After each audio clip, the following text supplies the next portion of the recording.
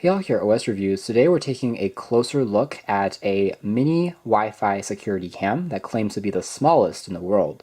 It's magnetic, so it can stick onto metal surfaces. It also features an HD sensor in addition to night vision that can capture people and objects even in the dark, although with a monochrome image. And there is an integrated battery, so you can unplug it from power and just stick it somewhere for maybe an hour or two and it will keep on recording.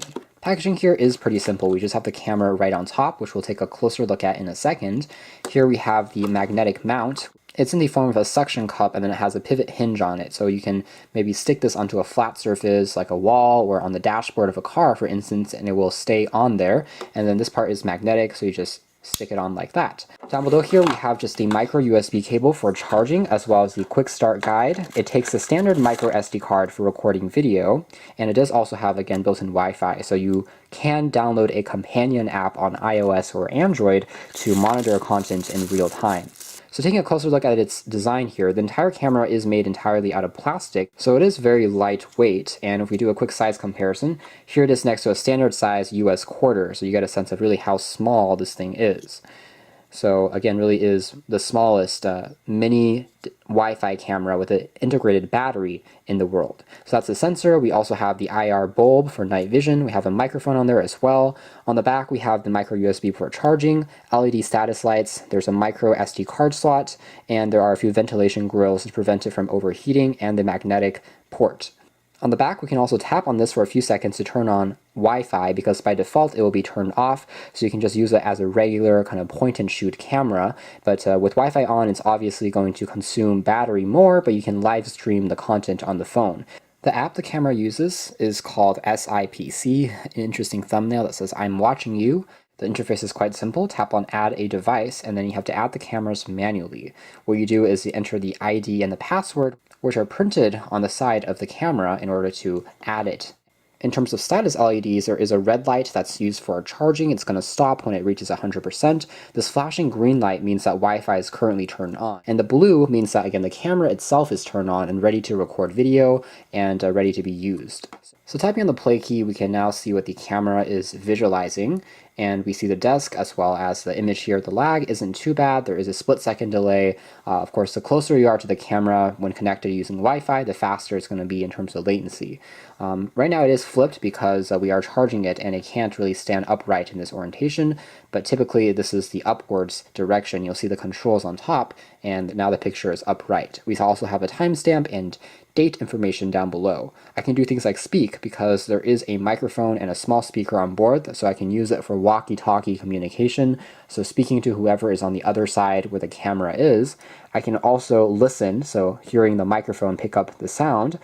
I can also capture a snapshot, begin recording video locally onto the SD card, and I can also flip the orientation manually on the device over here.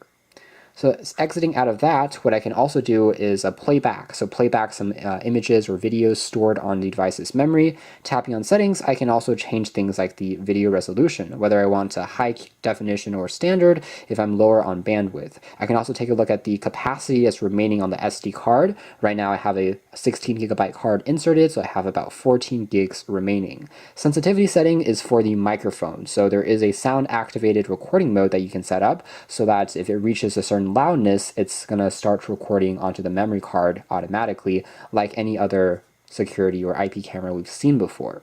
Now down below here, you can also take a look at separate files that we've captured here, so screenshots as well as videos. Events will be notifications, so again, motion activation and sound activation will be triggered and it will pull up as alarms that will ring on the phone. So overall, the interface is very simple and straightforward. Even if it doesn't have the most features in the world, it does seem to work fairly well without any crashes or delays. I will say that when the camera is charging and Wi-Fi turned on at the same time, it does get quite warm though. So since the parts are crammed into such a small body, perhaps if you just use it as a regular security camera by always plugging it in and then leaving it somewhere, it might not be the best choice because it does seem to overheat a little bit, and that might affect performance down the road. In terms of the kind of lens quality, I'll be showing you guys some footage samples in a moment, but on first impressions it seems that it's not too bad when it comes to distorting the field of view. It's still a wide-angle lens, but you can tell here that it doesn't seem to be quite as wide as on some other cameras we've seen. So by default, the video files are stored in AVI format, and the battery holds enough capacity for 1 hour of use. Otherwise, it doesn't have any stabilization, so footage can be a little shaky if you're moving it around. It's not really meant as an action camera, but rather something that you stick on somewhere. And our table lamp here is made out of this metal surface, so it's actually magnetic and can attach onto this arm just fine. It is, again, very lightweight, so you can position it any way, and it would discreetly begin recording. It's tiny, so no one will really notice it at all if you want to hide it behind something or maybe by a book. So it's a lot more discreet in that sense than a regular camera, which people can tell is pointing at them, and that might influence them some way. There's also a small magnet here if you wanted to have it a bit more securely attached onto a particular surface. So you can check out more details in the links down below if you do want something that's really discreet and small. Although if making it tiny isn't your #1 priority, there are definitely cheaper and perhaps better performing in terms of video quality security cameras out on the market. Thanks for watching here at OS Reviews.